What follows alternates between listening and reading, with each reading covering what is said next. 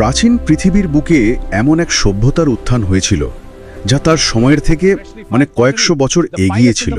একদম। তাদের ছিল পরিকল্পিত শহর, আধুনিক পয়ঃনিষ্কাশন ব্যবস্থা আর এক রহস্যময় লিপি, যার অর্থ আমরা আজ পর্যন্ত উদ্ধার করতে পারিনি। সিন্ধু সভ্যতা বা হরপ্পা সভ্যতা। হ্যাঁ, আমরা আজ সিন্ধু সভ্যতা নিয়েই কথা বলবো। আমাদের কাছে যে সোর্সগুলো আছে সেগুলো মূলত বিভিন্ন সরকারি পরীক্ষার প্রস্তুতির জন্য তৈরি করা নোটস আর তথ্যের সংকলন। ঠিক, কিন্তু আমাদের লক্ষ্য শুধু তথ্যগুলোকে একটার পর একটা বলে যাওয়া নয়, তাই না? আমরা চেষ্টা করব এই নোটসের ভেতরে সূত্রগুলো ধরে সভ্যতার আসল ছবিটা বুঝতে। কেন তাদের নগর পরিকল্পনা আজও আমাদের অবাক করে। হ্যাঁ, বা ধরুন হাজার হাজার মাইল জুড়ে ছড়িয়ে থাকা এই সভ্যতার বাণিজ্যিক নেটওয়ার্ক কতটা শক্তিশালী ছিল। আর সবচেয়ে বড় প্রশ্ন, এত উন্নত একটা সভ্যতা কিভাবে হারিয়ে গেল? চলুন এই সূত্রগুলো ধরেই এগোনো যাক। দারুণ একটা পরিকল্পনা। তাহলে প্রথমেই টাইম মেশিনে চড়ে বসা যাক। আমরা ঠিক কোন সময়ের কথা বলছি? আমরা মূলত কথা বলছি এর পরিণত পর্যায় নিয়ে, ২৬০০ থেকে ১৯০০ খ্রিস্টপূর্বাব্দ। এটা হলো ব্রোঞ্জ যুগ। আচ্ছা, ব্রোঞ্জ যুগ। একটা বিষয় তাহলে শুরুতেই পরিষ্কার করে নেওয়া ভালো, সিন্ধুবাসীরা লোহার ব্যবহার জানত না। একদমই না। তামা আর ব্রোঞ্জ দিয়েই তারা তাদের সাম্রাজ্য গড়ে তুলেছিল। আর এই সাম্রাজ্য কিন্তু ছোটখাটো ছিল না। আফগানিস্তান থেকে পশ্চিম ভারত পর্যন্ত এর বিস্তার ছিল। আর আকৃতিটা প্রায় একটা ত্রিভুজের মতো, তাই না? হ্যাঁ, প্রায় ত্রিভুজাকার। আর এই বিশাল সভ্যতার খোঁজ পাওয়ার গল্পটাও তো বেশ নাটকীয়। প্রায় ১০০ বছর আগে ১৯২১ সালে দয়ারাম সাহানি হরপ্পা আবিষ্কার করেন। আর তার ঠিক পরে রাখালদাস বন্দ্যোপাধ্যায় খুঁজে পান মহেঞ্জোদারো।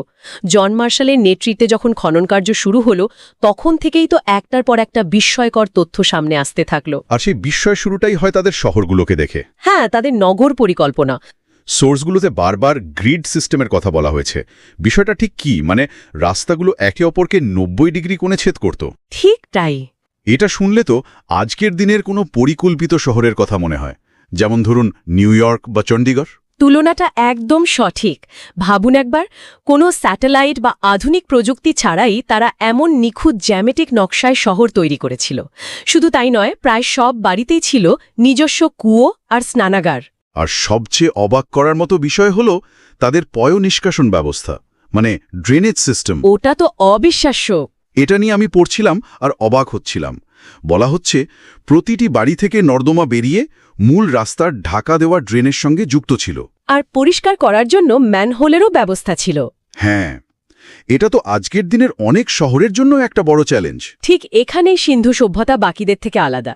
দেখুন, সমসাময়িক মিশর বা মেসোপটেমিয়ায় ফোকাসটা ছিল রাজপ্রাসাদ আর পিরামিড তৈরিতে। কিন্তু সাধারণ মানুষের স্বাস্থ্য বা নাগরিক সুবিধা নিয়ে এমন ভাবনা প্রায় ছিলই না। সিন্ধুবাসীদের এই ব্যবস্থা প্রমাণ করে যে তাদের কাছে পরিচ্ছন্নতা এবং জনস্বাস্থ্য কতটা গুরুত্বপূর্ণ ছিল। আর এই দীর্ঘস্থায়ী পরিকাঠামো তারা তৈরি করেছিল পোড়া ইট দিয়ে। আচ্ছা, পোড়া ইট, এটা কি খুব গুরুত্বপূর্ণ কোনো বিষয়? অত্যন্ত গুরুত্বপূর্ণ। এটা কিন্তু পরীক্ষার জন্য একটা কি পয়েন্ট। মিশরীয়রা যেখানে রোদে শুকানো নরম ইট ব্যবহার করত, যা বন্যায় সহজেই ধুয়ে যেত, ঠিক সেখানে সিন্ধুবাসীরা ইট পোড়ানোর প্রযুক্তি আয়ত্ত করেছিল। এর জন্য চুল্লি বানাতে হয়েছে, জ্বালানির যোগান দিতে হয়েছে।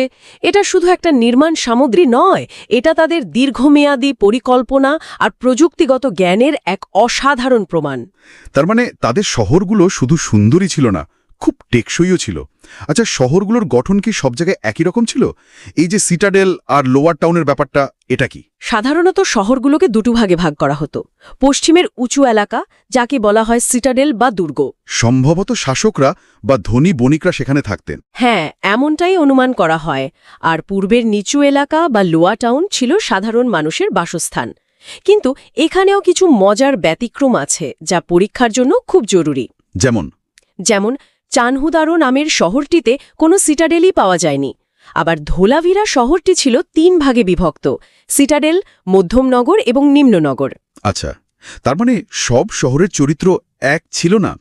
চলুন তাহলে সভ্যতার ২ সুপারস্টার শহর হরপ্পা আর মহেঞ্জোদারোকে একটু কাছ থেকে দেখা যাক। এদের মধ্যে মূল পার্থক্যটা কোথায়? হরপ্পা ছিল রাবি নদীর তীরে। এখানে সবচেয়ে গুরুত্বপূর্ণ আবিষ্কার হল সারিবদ্ধভাবে তৈরি ৬টি শস্যাগার বা গ্রেনারিজ। সম্ভবত এখানে কর হিসেবে পাওয়া শস্য জমা রাখা হতে পারে। এছাড়াও কফিনের মধ্যে সমাধি দেওয়ার প্রমাণ বা গরুর গাড়ির খেলনার মতো জিনিসও পাওয়া গেছে। আর মহেঞ্জোদারো, যার মানে তো মৃতের স্তূপ। নামটা শুনলেই কেমন গা ছমছম করে। হ্যাঁ, এটি ছিল সিন্ধু নদীর তীরে। এখানকার আইকনিক স্থাপত্য হল বৃহৎ স্নানাগার বা দ্য গ্রেট বাথ, একটা বিশাল সুইমিং পুলের মতো জলাশয়, যেটা সম্ভবত কোনো বিশেষ ধর্মীয় অনুষ্ঠানের জন্য ব্যবহৃত হতো। একদম। এখানেও একটি বৃহৎ শস্যাগার পাওয়া গেছে, যা হরপ্পার শস্যাগারগুলোর থেকেও কিন্তু বড়। আর শিল্পকলার দুটি শ্রেষ্ঠ নিদর্শনও এখানেই মিলেছে। ব্রোঞ্জের তৈরি বিখ্যাত নর্তকী মূর্তি আর স্টিওটাইট পাথরের তৈরি দাড়িওয়ালা পুরোহিতের মূর্তি। এই মূর্তিগুলো নিয়ে তো অনেক রহস্য। নর্তকী মূর্তিটি কি কোনো দেবদাসী বা শিল্পী, আর দাড়িওয়ালা মানুষটি কি কোনো পুরোহিত নাকি রাজা? ঠিক তাই। এই মূর্তিগুলো আমাদের তাদের সমাজ সম্পর্কে ভাবায়, কিন্তু কোনো নিশ্চিত উত্তর দেয় না। তবে এটা পরিষ্কার যে শহরগুলোর চরিত্র আলাদা ছিল। হরপ্পা হয়তো ছিল এক প্রশাসনিক কেন্দ্র, আর মহেঞ্জোদারো সাংস্কৃতিক বা ধর্মীয় কার্যকলাপের কেন্দ্রবিন্দু। রেডিমেড এক্সাম ওরিয়েন্টেড নোটস নিতে চাও, মানে এসএসসি, ব্যাংক, আরআরবি, রেলওয়ে সহ সব গভর্নমেন্ট এক্সামের জন্য ইউজফুল, তাদের জন্য এইটা একটা দারুণ সুযোগ। তোমরা এই কিউআর কোডটা স্ক্যান করবে, মাত্র 99 টাকা পেমেন্ট করে পেমেন্টের স্ক্রিনশটটা এই নম্বরে হোয়াটসঅ্যাপ করে পাঠাবে। স্ক্রিনশট পাওয়ার সাথে সাথেই আমি তোমাদেরকে complete Indian history notes share করে দেব। এই নোটসগুলো এমনভাবে তৈরি করা যেন কম সময়ে বেশি রিভিশন করা যায় এবং এক্সামে ডাইরেক্ট কাজে লাগে। চলো এখন আজকের ক্লাস কন্টিনিউ করি।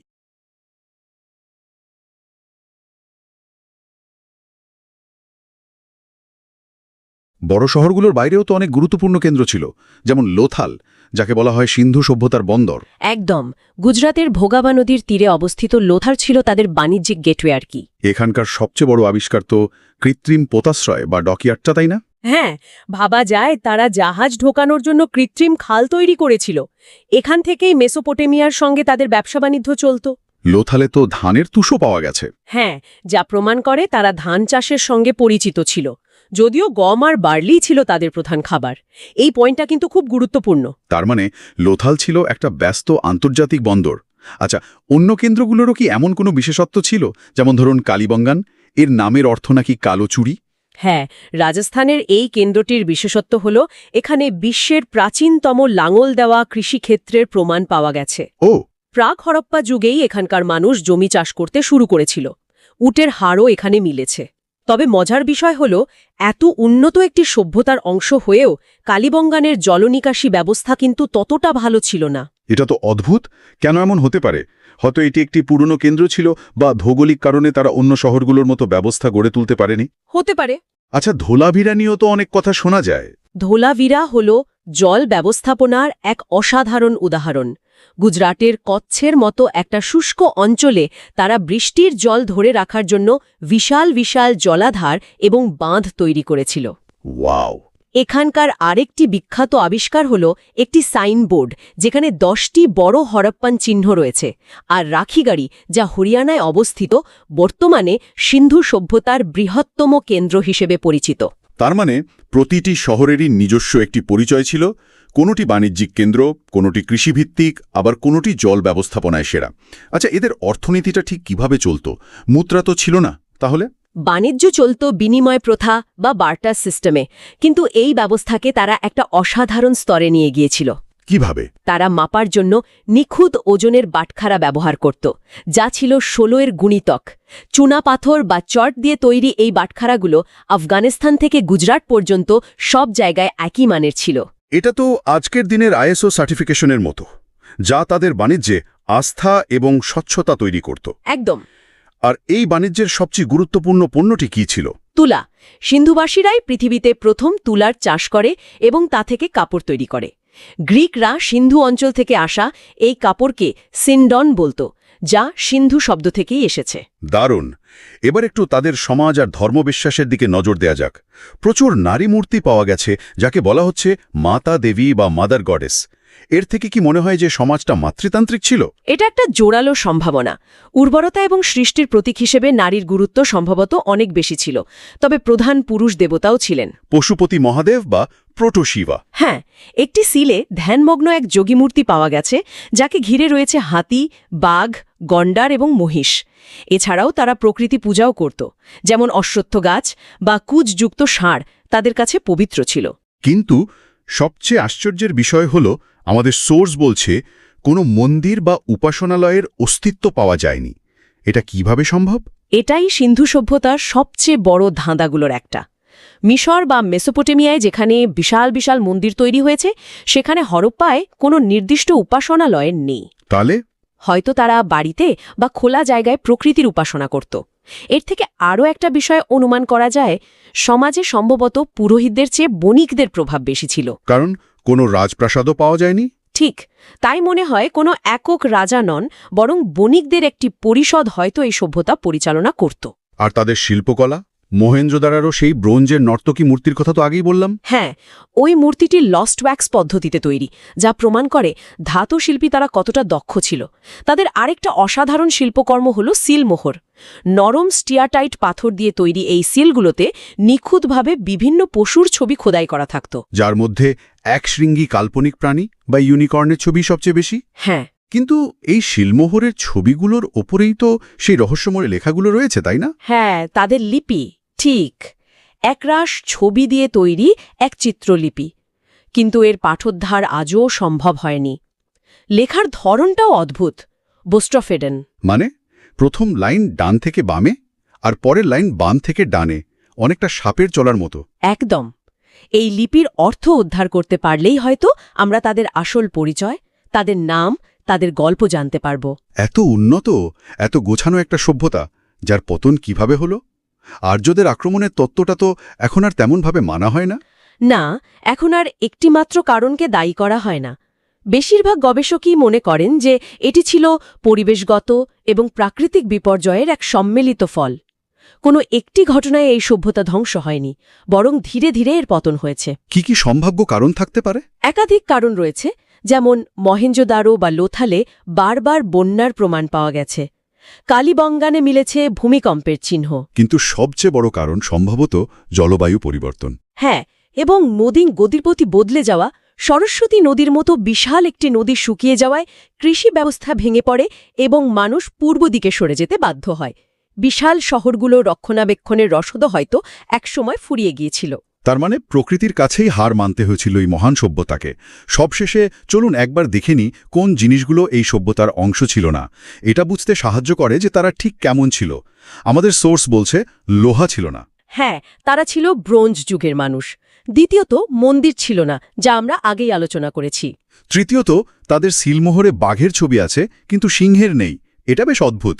চতুর্থত, কুচযুক্ত ষাঁড়ের গুরুত্ব ছিল অপরিসীম, কিন্তু গরুর তেমন কোনো ভূমিকা দেখা যায় না। আর পঞ্চমত, ঘোড়া। সুরকোট্টায় ঘোড়ার হাড় পাওয়া গেলেও এর ব্যাপক ব্যবহার ছিল বলে মনে হয় না। ঠিক, ঘোড়া মূলত আর্যদের সঙ্গে ভারতে প্রবেশ করে। তাহলে সব মিলিয়ে আমরা যা দেখলাম, সিন্ধু সভ্যতা ছিল এক নগরকেন্দ্রিক, মূলত শান্তিপূর্ণ, বাণিজ্য নির্ভর এবং অত্যন্ত পরিচ্ছন্ন এক সভ্যতা। তাদের পরিমাপ ব্যবস্থা, শিল্পকলা আর নগর পরিকল্পনা আজও আমাদের পথ দেখায়। একদম। আজকের আলোচনা থেকে আমরা পরীক্ষার জন্য প্রয়োজনীয় প্রায় সব গুরুত্বপূর্ণ তথ্যই তুলে আনার চেষ্টা করেছি। প্রতিটি কেন্দ্রের বিশেষত্ব থেকে শুরু করে তাদের অর্থনীতি ও পতনের কারণ পর্যন্ত সবই আমাদের সোর্সের ভিত্তিতে আলোচনা করা হলো।